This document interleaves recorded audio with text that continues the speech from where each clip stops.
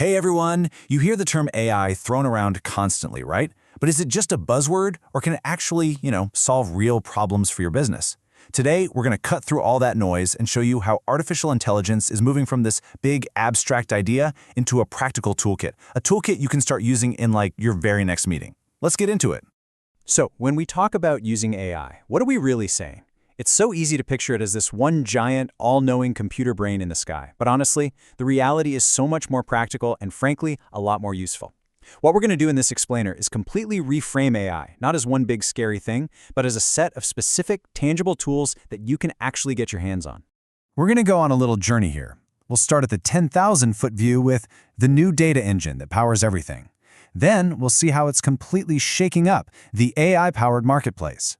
From there, we'll zoom way into a super specific example with AI on autopilot, before bringing it right into your daily grind with your AI meeting assistant. And by the end, you'll see the whole picture, the AI toolkit. It's a whole new way to think about solving problems. So let's start at the beginning. Okay, first things first. Before you can understand the tools, you've got to understand the engine that makes them go. This is the foundation, right?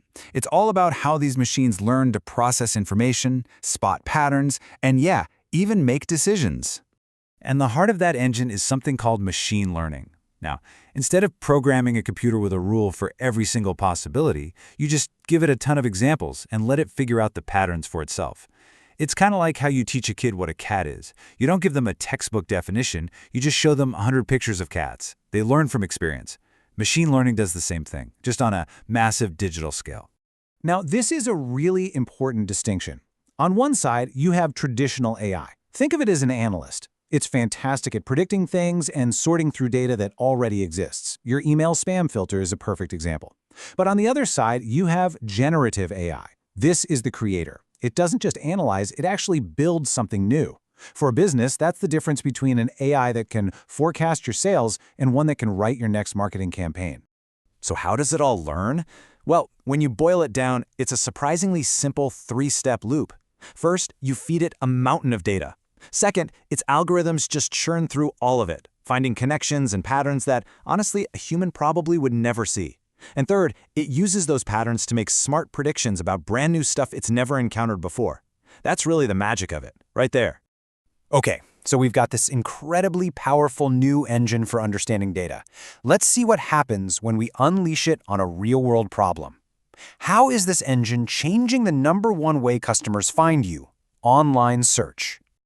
For what feels like forever, the name of the game was SEO, Search Engine Optimization. It was this big battle to be one of those top 10 blue links on Google. Well, that game is changing, fast.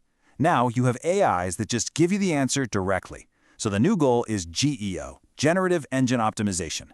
See, it's not about being in the list anymore. It's about being the trusted source the AI uses to create the answer. You're not just a link, you're the authority. And this quote just nails it. Svetlana Mikhailova says it perfectly. We used to fight for a spot in the top 10, but now our job is to make content that an AI thinks is reliable and convenient. That's not a small adjustment, that's a fundamental shift in how every business has to think about being online. So how do you become that trusted source? Well, it really comes down to 4 big signals. You need to show what Google calls EEAT. That stands for experience, expertise, authoritativeness, and trustworthiness.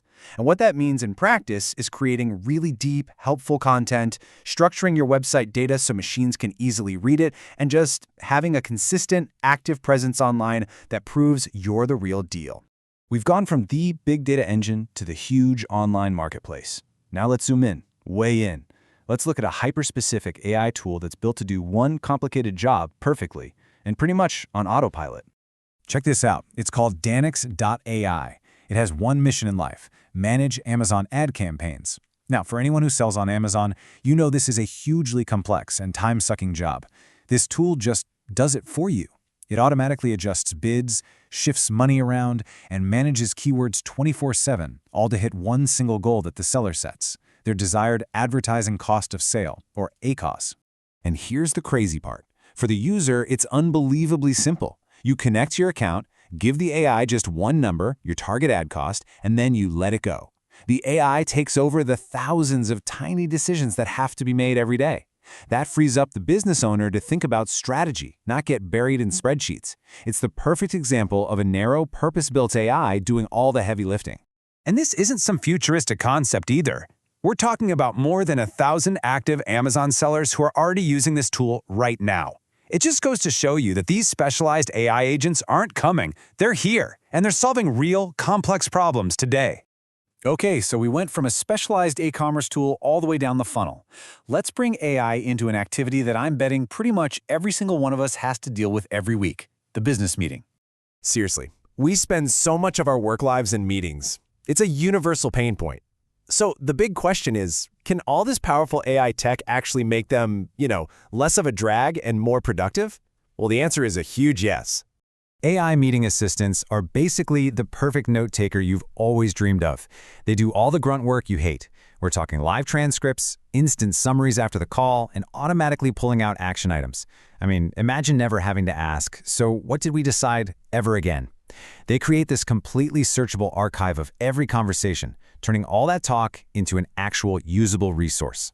And there are a ton of these tools out there already. It's a whole new category. Just look at this chart. You can see the variety. You've got TLDV, which is amazing for multi-language support.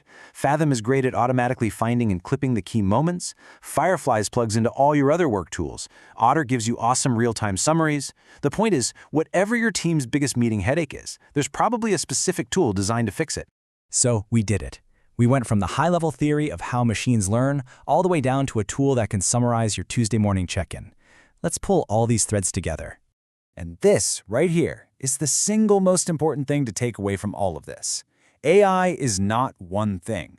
It is not a magic button you can just press to fix your business. It's a toolkit. It's filled with all sorts of different instruments, each one designed for a very specific job. The right question isn't, should we use AI? The right question is, we have this specific problem. Which tool in the AI toolkit is built to solve it? So I'll leave you with this question. Now that you can see AI as this collection of specialized tools for search, for ads, for meetings, for so much more, what's the first problem in your business that you're going to solve with it? Thanks for tuning in.